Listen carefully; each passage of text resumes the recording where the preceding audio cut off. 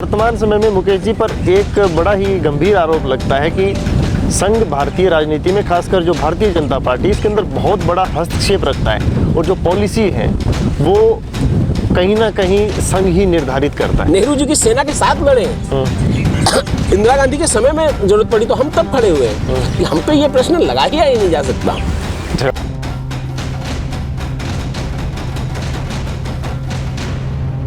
नमस्कार, the democratic mirror में आपका स्वागत है।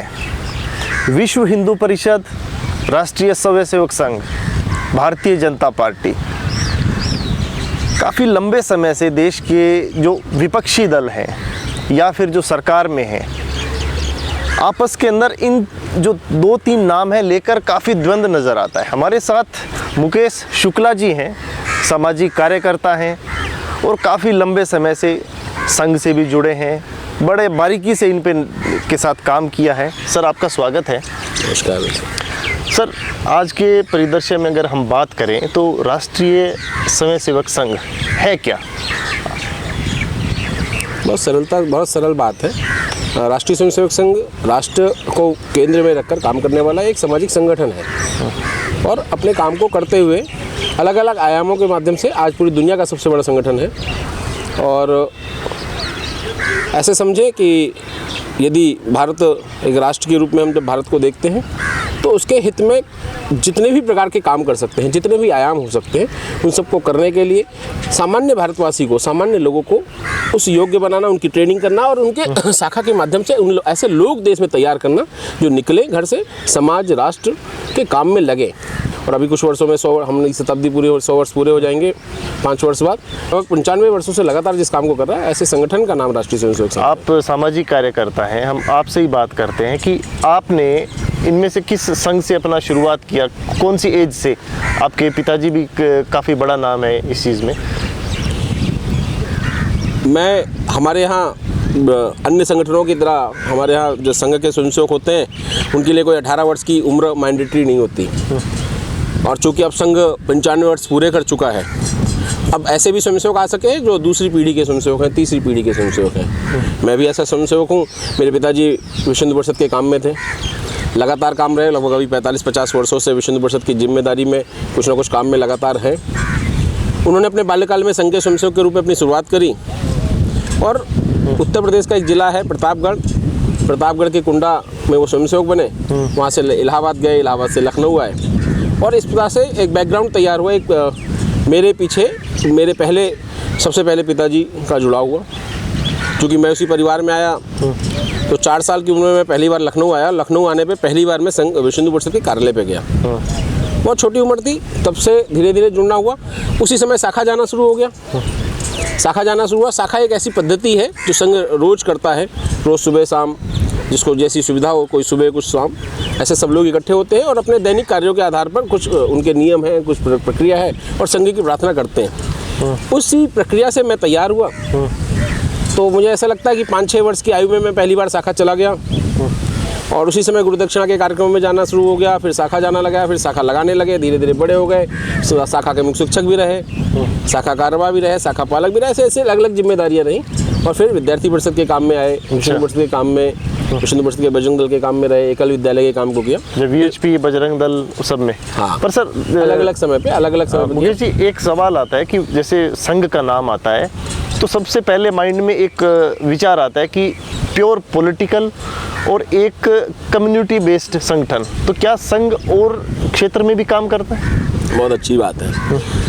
देखिए, संघ को जानने का सबसे सरल तरीका तो वो है जो बाकी अन्य संगठनों के लिए प्रतिबंधित टाइप का लगता है। हमारे यहाँ सबसे सरल तरीका ये है कि आप हमारे पास आइए, हमारी शाखा में आइए, हमारे साथ काम करिए और जान जाइए।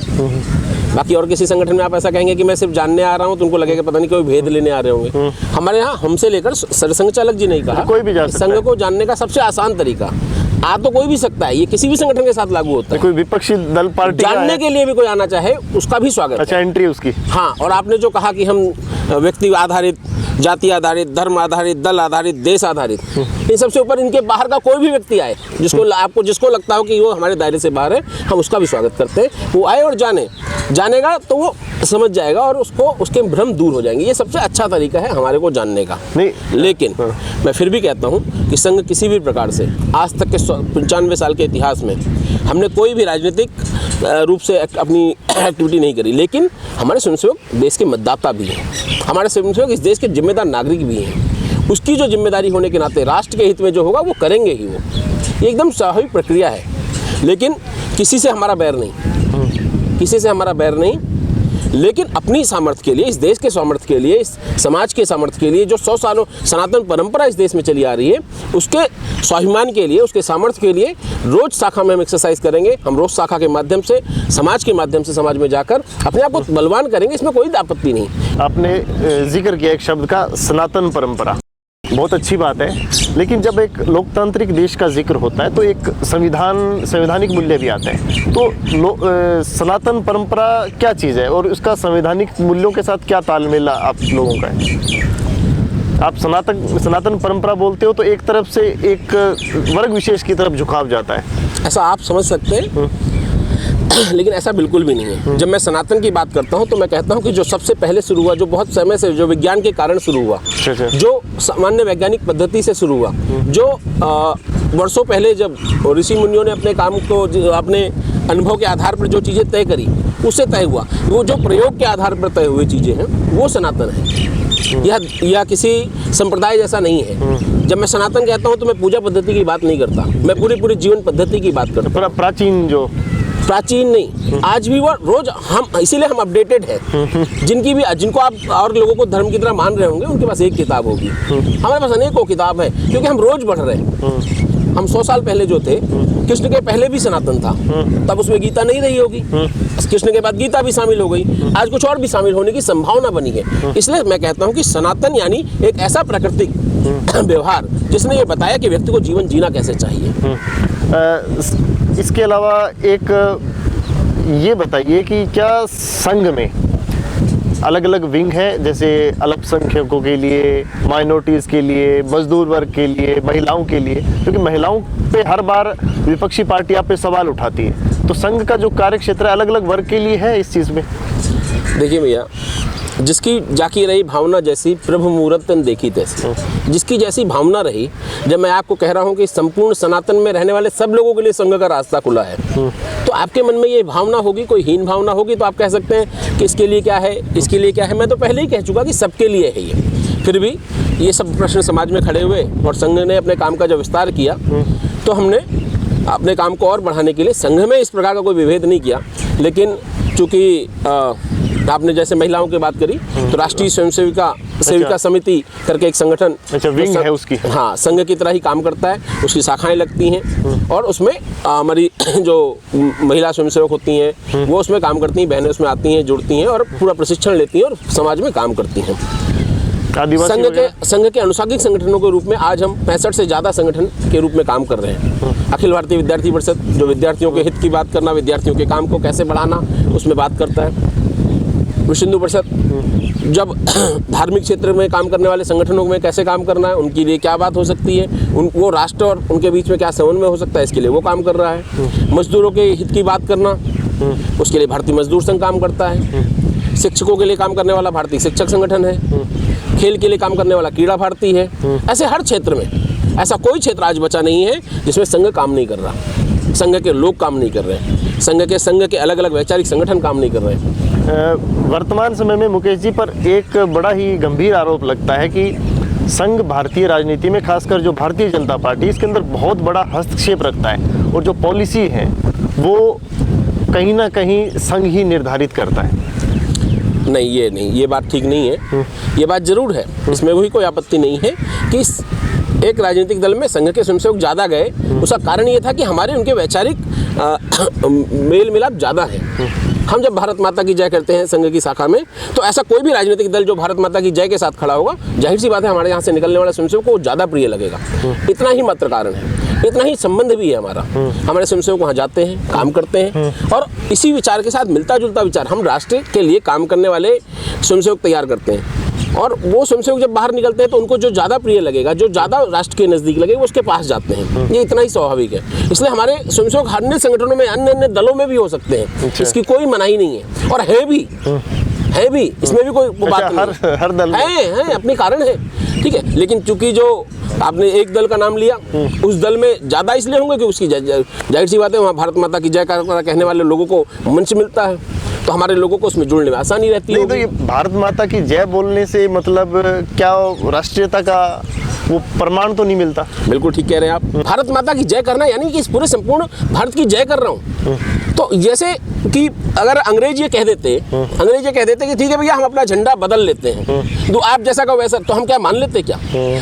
शब्द, ध्वज, इमारतें प्रमाणित करती हैं, सिद्धांतिक रूप से बताती हैं कि भैया ये प्रतीक है इस बात के कि हमने जो तय किया था ये उस तरफ जा रहा है। अच्छा। 26 जनवरी को या 15 अगस्त को जब भारत के लाल किले पे झंडा बदला गया, वो इस बात का प्रतीक था कि इस देश की सत्ता परिवर्तित हो गई है। अब इस देश की सत्ता विदेश से नहीं चलेगी, यहाँ की सत्ता भारत से चलेगी, इसका प्रतीक था। इसलिए वो तिरंगा बहुत महत्वपूर्ण है, हमारे सरमाथे पर है। अच्छा। वो इसलिए सरमाथे पे नहीं है ना कि सिर्फ झंडा बदल दिया तो हो जाता। अगर अंग्रेज अपना झंडा दूसरे रंग का रख लेते तो क्या हम उनकी सत्ता को स्वीकार कर लेते? ये शब्द, ये ध्वज, ये इमारतें प्रतीक होती हैं और इसलिए इनके लिए संघर्ष करना पड़ता है। यानी अगर कोई मतलब भारत माता की जय ना बोल पाए या जो बोले कि मैं इजहार नहीं कर सकता, तो कोई जबरदस्ती वाला नहीं है वो? बिल्कुल भी जबरदस्ती नहीं है, लेकिन उसकी भावना वैसी भावनाओं की है, भावना भी ऐसी मन में भावना अच्छी, उसका भाव होना चाहिए कि भारत का सर्वोच्च विकास हो, उसका भाव होना चाहिए कि भारत विश्व गुरु बने, उसका भाव होना चाहिए भारत की जनता में सुख हो, शांति हो। ये भाव होगा, हमें कोई आपत्ति नहीं, किसी से भी आपत्ति नहीं। अब हम बात करते हैं श्री राम, प्रभु श्री राम की। तो मैं एक सिंपल सवाल पूछता हूँ कि राम किसके हैं? राम सबके हैं। बहुत सरल सी बात है। हम कहते हैं, मैं सनातनी होने के नाते भी कहता हूँ कि हमारे प्रभु उन सबके हैं जो उनको अपना मानते हैं। वो सब हिंदू हैं जो अपने को हिंदू मान ले, वैसे ही राम उन सबके हैं जो राम को अपना माने। अब राम मंदिर का जब जिक्र आता है तो एक सुप्रीम कोर्ट के निर्णय के बाद निर्माण शुरू हुआ, पर कहीं ना कहीं एक ऐसा माहौल बनता जा रहा है कि उसका क्रेडिट एक विशेष दल को जा रहा है। तो इसको आप कैसे देखते हैं? देखिए भैया, क्योंकि भावनाएं सबकी एकदम ठीक बात है। आपने ऐसा देखा होगा, राम मंदिर तो बहुत महान, बहुत बड़ा विषय है, बहुत महत्वपूर्ण विषय है। जिन लोगों ने 30 वर्षों से पहले संघर्ष किया, जेल गए, जिन्होंने 1945 में संघर्ष किया और आज़ादी के बाद से लगातार जो उसके लिए लड़ रहे थे, जाहिर सी बात है इसका श्रेय उनको जाएगा ही। लेकिन ये बहुत सरल बात समझिए कि यदि एक आपकी गली में एक सड़क का निर्माण होता है, तो जिसके प्रयासों से वो हो रहा है, जो उसके पक्ष में थे और कुछ विपक्ष में थे, तो जो पक्ष में हो उसका क्रेडिट ले लेते हैं। ये बहुत सामान्य प्रक्रिया है। राम मंदिर का निर्माण हुआ तो जो लोग सड़कों पर निकलकर उत्साह मना रहे थे, लोग उनको दिख रहे थे, समाज के लोगों को दिख रहे थे क्योंकि भैया ये लोग निकलकर सड़क पर उत्साह मना रहे हैं। कुछ लोग उसके लिए हाय तौबा भी कर रहे थे, वो भी लोगों को दिख रहे थे। तो जो हाय तौबा कर रहे थे, समाज ने उनके माथे से उस बात को हटाकर उनके माथे पर उस बात का मुकुट पहनाया कि हाँ भाई ये राम के साथ है। इसमें आपत्ति क्या है? ये हमारे कारण नहीं हुआ। अच्छा। ये उनके कारण भी नहीं हुआ जो कह रहे हैं कि हमारा श्रेय है, ये उनके कारण हुआ। दरवाजा का श्रेय बोलते हैं कि कांग्रेस ने सबसे पहले वो गेट खोला। हाँ। तो उसके बाद धीरे धीरे मूवमेंट हुआ। उनका दल कहे ना जाके इस बात को, वो कहे कि हमने दरवाजा खुलवाया, हमने ढांचा, वहाँ पी.वी. नरसिंह राव जी के समय ढांचा गिर भी गया, ये भी कहे वो भी कहे कि जो है भाई कोर्ट में हम केस को लेके आए, सारी बातें कहे ना, उनके लिए मंच खुले हुए हैं, हम तो मना नहीं कर रहे हैं उनको। राम मंदिर का भी धन संग्रह का मामला चल रहा था, करोड़ों करोड़पति उनके साथ जुड़े हुए हैं, जाके चंदा भी दें, हम मना कर रहे हैं क्या? वो नहीं दे रहे हैं, वो उसका उत्साह नहीं मना रहे हैं, हम दीपावली की तरह मनाते हैं, वो नहीं मनाने को तैयार हैं। इसके कारण समाज में उनके प्रति ये भाव खड़ा होता है। हमने कुछ नहीं किया भैया। आपने राम मंदिर के चंदे की बात की, तो अब जो राम मंदिर निर्माण के लिए जो चंदा है, इसमें पारदर्शिता के लिए क्या है? क्योंकि पहले जो चंदे है उस पर बहुत सारे सवाल उठे हैं और आपने देखा कि खबरें में आए, कुछ गड़बड़ी की भी खबरें हैं। तो अब जो लोग अपनी श्रद्धा से चंदा देते हैं, उनकी भावनाओं को ठेस ना पहुंचे, तो क्या मैकेनिज्म इसमें आपस संगठन का भी है और सरकार के साथ? बहुत सरल सी बात है भैया। राम मंदिर ट्रस्ट भारत सरकार के द्वारा नियंत्रित किया जा रहा है, प्रदेश के प्रतिनिधि हैं उसमें संत समाज है। जैसे देश के अन्य समाज संगठनों के लिए नियंत्रण की जो व्यवस्थाएं सरकार ने बनाई हैं, हम इनकम टैक्स देते हैं, उसके लिए जो सरकार ने व्यवस्था बनाई है, देश के अंदर हजारों हजार संगठन चल रहे हैं, उनके नियंत्रण के, उनके पैसे का दुरुपयोग ना, उसके लिए जो व्यवस्था बनाई वो राम मंदिर पर भी उसी प्रकार से लागू होती है। यदि कोई बात गलत होगी तो सब लोग उसके बारे में पता करेंगे, लेकिन ऐसा कुछ हो नहीं रहा है। प्रोपगंडा, राजनीतिक प्रोपगंडों से हम सबको बचना चाहिए, लेकिन यदि कुछ होगा तो सरकार के जो नियम सब पे लागू होते हैं वो हम पे भी लागू होंगे।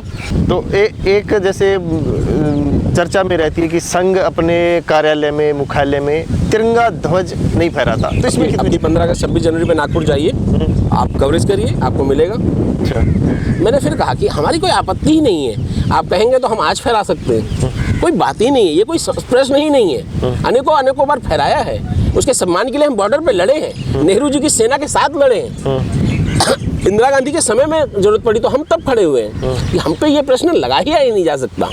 अच्छा, हाँ। तो और संघ क्या भारत से बाहर भी कार्य करता है? संघ पूरी दुनिया में काम करता है।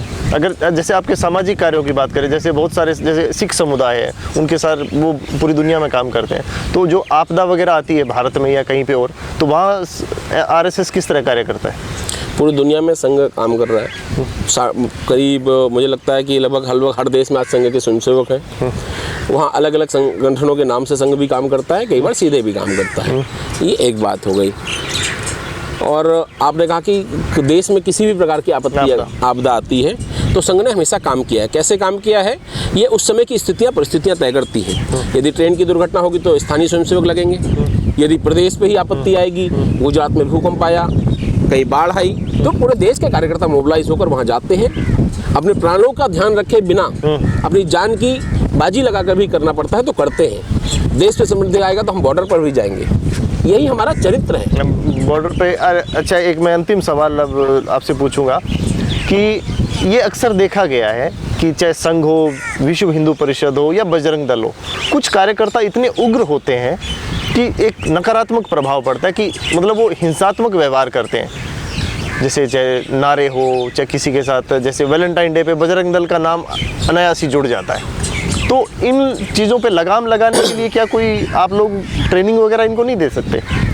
देखिए भैया, संघ के सब संगठन समाज से खड़े होते हैं। ये परिवार के तो संगठन है नहीं, ये समाज के संगठन है। समाज में जैसे जैसे लोग होते हैं, उन्हीं लोगों को समाज में वो हमारे साथ आते हैं और हमारे काम के कारण हमारे काम से जुड़ते हैं। तो जो उग्र टाइप, मैं बता रहा हूँ, उसका भी उत्तर दे रहा हूँ। एक तो इसमें कोई उग्र प्रकार के बहुत अधिक लोगों की कोई कल्पना और कोई बात तो हमारे यहाँ हुई नहीं, ना मैंने कोई ऐसी मुझे ध्यान में घटना आती है। लेकिन दिक्कत क्या है कि जो हमारे कार्यालय में बैठ के जिस बात की योजना ही नहीं बनी, उसके साथ हमको आप जोड़ देते हैं, इसमें मुझे आपत्ति है। अच्छा, संघ कार्यालय में जिस काम की योजना नहीं बनी, आप उसको भी आप जोड़ देंगे किसी स्वयंसेवक के साथ। विश्व हिंदू परिषद कार्यालय में जिस बात की योजना ही नहीं बन रही है, संघ का जो संगठन का जो निर्णय ही नहीं था, किसी व्यक्ति ने कर दिया, उसको वैसे ही देखिए जैसे व्यक्ति ने कर दिया। उसको आपको संगठन के साथ जोड़ के देखना ही नहीं चाहिए। यदि ऐसा करना होता तो हमारे 1 लाख स्वयंसेवक ऐसा कर रहे होते ना, हमारे 1 करोड़ स्वयंसेवक ऐसा कर रहे होते ना। कोई एक यदि कर रहा है, इसका अर्थ क्या है कि वो गलत है, गलत तरीके से भटकाव होगा उसका, या उससे कुछ गलतियां हो गई होंगी, ऐसा हो सकता है। और उसके ऊपर हमेशा हमारे संगठन के लोगों ने, बड़े अधिकारियों ने इसमें अपनी बात भी कही है। जब तक आप घटना का विवरण नहीं देंगे, मैं एक पूरी तरह से तो बात नहीं कह सकता, लेकिन सामान्यतः ये तो देखा ही होगा कि देश में जब भी कोई बात हुई होगी, किसी एक आध व्यक्ति से कोई गलती हो गई होगी, मान लीजिए, तो ये कैसे कह सकते हैं आप कि करोड़ों लोगों का संगठन चलाने वाले लोग इस प्रकार की मानसिकता? सर, संघ का नाम आते ही एक कहा जाता है कि जो महिला है, महिला अधिकारों या महिला के विरोध के रूप में उसको देखा जाता है। बिल्कुल भी नहीं, एकदम गलत है। मात्र नारी रत्न पूज्यते के देश में हम रहते हैं, मात्र शक्ति हमारे यहाँ काम करती है। राष्ट्रीय स्वयंसेवक संघ की राष्ट्रीय सेविका वाहिनी जैसा संगठन काम करता है, अनेक मातृत्व संगठन काम करते हैं। हमारे संघ के प्रचारक से लेकर सब हम घरों में, परिवारों तक जाते हैं, उन्हीं माताओं और बहनों के हाथ का भोजन कर हमने इतने बड़े संघ का काम को खड़ा किया है। उनसे मेरा विरोध कैसे हो सकता है? ये कल्पना ही मात्र है, ये उन लोगों की कल्पना है जो हमको हमेशा गठघरे में रखने का प्रयास करते हैं। लाखों लाख कार्यकर्ता महिला के रूप में, महिला कार्यकर्ता हैं, संगठन के काम में लगी हुई हैं, वो संघ के काम कर रही हैं। मुझे एक पूरे देश का एक उदाहरण बता दें जो हमारे संगठन, किसी भी संगठन के मूल रूप में जो आया हो, व्यवहार में आया हो, जिसको आप कहें कि ये महिला विरोधी था, ये महिला का सामाजिक रूप से किसी प्रकार का बहिष्कार हुआ। ऐसी एक घटना पूरी दुनिया में बता दें आप, पूरी दुनिया में किसी व्यक्ति की सड़क की किसी घटना को बताकर मुझे मत कहिएगा, मगर हमारे किसी संगठन के किसी एक प्रतिवेदन में, किसी एक कार्य में, किसी एक हमारी योजना में ऐसा कहीं भी कुछ आया हो, आप मुझे बता दें, मैं मान लूँगा। एक और कहा जाता है कि जो अविवाहित होता है, मतलब संघ उसी को लेता है जिसका विवाह नहीं हुआ। नहीं, तो इसमें क्या? हाँ भैया, पहले मैंने तभी कहा कि संघ को जानना है तो संघ में आना पड़ेगा, सबसे सरल तरीका वही है। संघ के प्रचारक वो लोग होते हैं, संघ के प्रचारक और पूर्णकालिक वो लोग होते हैं जो पूरा समय देकर, पूर्णकालिक, पूरा समय देकर संघ के काम को कर सकें। हमने ये शर्त नहीं रखी कि वो विवाहित नहीं होने चाहिए, अविवाहित होने चाहिए, ऐसी कोई शर्त नहीं है। मैंने हमारे संघ के क्षेत्र प्रचारक थे श्री गोपाल व्यास जी, क्षेत्र प्रचारक रहे, यानी 2-3 प्रांतों के प्रमुख, सबसे प्रमुख कार्यकर्ता के रूप में प्रचारक भी रहे, विवाहित है, शादी हो रखी थी, परिवार था उनका। ऐसे अनेक लोग रहे। लेकिन जाहिर सी बात है, जब आपने कहा कि मैं 24 घंटे 24/7 365, जब आप इतना समय देने के लिए संघ के काम को लगना, जो लोग लगना चाहते हैं, वो प्रचारक के रूप में काम करना चाहते हैं, तो जाहिर सी बात है, मैं पारिवारिक हूँ, और तो जाहिर सी बात है कि उनको, उनके लिए वो अगर अपने परिवार, उनका अपना व्यक्तिगत परिवार होगा तो कुछ समय उसको भी देना पड़ेगा। इसलिए कुछ लोगों ने ये तय किया। लेकिन अगर संघ आज दुनिया का सबसे बड़ा संगठन है, तो क्या ये संभव है कि अविवाहित लोगों का संगठन है ये? क्या ये संभव है कि जब करोड़ों करोड़ों लोग इस संघ के काम में लगे हैं, रोज सुबह शाम शाखा जाते हैं, तो कहाँ से निकल कर जाते हैं? अपने घर से तो निकल के जाते हैं। वो सब शादीशुदा लोग ही होते हैं भैया, उनका परिवार होता है और परिवार बढ़ रहा होता है। लेकिन हम संघ के काम करने वाले कुछ लोग ऐसे, पूरे देश में 2-3 हज़ार लोग ऐसे हैं जिन्होंने त्याग की उस पराकाष्ठा को तय किया। उन्होंने कहा कि हम घर भी छोड़ेंगे, परिवार भी छोड़ेंगे, अपने समाज के लिए पूरा जीवन लगाएंगे। ऐसे कुछ लोग निकले। आप उन्हीं को पूरा संघ नहीं, वो संघ के तो हमारे काम के नेतृत्व देने वाले लोग हैं, वो ऐसा कर रहे हैं। संघ आपकी नज़रों में, और जैसे आपने इतने साल लगाए हैं, पूरा तरह से एक सामाजिक संगठन है जिसका राजनीति में ज़्यादा हस्तक्षेप है नहीं। संघ एक सामाजिक, राष्ट्रीय सामाजिक संगठन है जिसका समाज में फर्क पड़ने वाले, समाज के ऊपर प्रभाव डालने वाले हर चीज़ पे हमारा इंटरफेरेंस है। हम सिर्फ राजनीतिक संगठन नहीं है, हम किसी प्रकार के अन्य संगठन नहीं, हम समाज पूर्णतः शुद्ध रूप से सामाजिक संगठन है, सांस्कृतिक सामाजिक संगठन है। समाज को जो कार्यालय में तिरंगा भी फहराते हो आप? हाँ, बिल्कुल फहराते हैं, बिल्कुल फहराते हैं। और आप भी अगर आएंगे अगली बार तो आपके साथ फहराएंगे, हमें कोई आपत्ति नहीं। और तिरंगे के लिए हम जान भी देंगे। सिर्फ तिरंगा फहराने से नहीं होगा, सिंबॉलिक नहीं है हमारा ये त्याग। हम तिरंगे के लिए जरूरत पड़ेगी तो जान भी देंगे।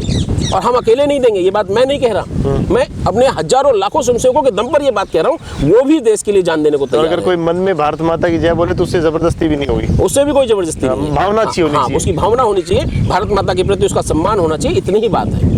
मुकेश जी, हमसे बात करने के लिए आपका बहुत बहुत धन्यवाद। तो मुकेश जी ने हमें बताया राष्ट्रीय स्वयंसेवक संघ, विश्व हिंदू परिषद और बजरंग दल के बारे में। आपको हमारा ये कार्यक्रम कैसे लगा, हमें कमेंट बॉक्स में अपनी राय ज़रूर दीजिएगा। बहुत बहुत धन्यवाद।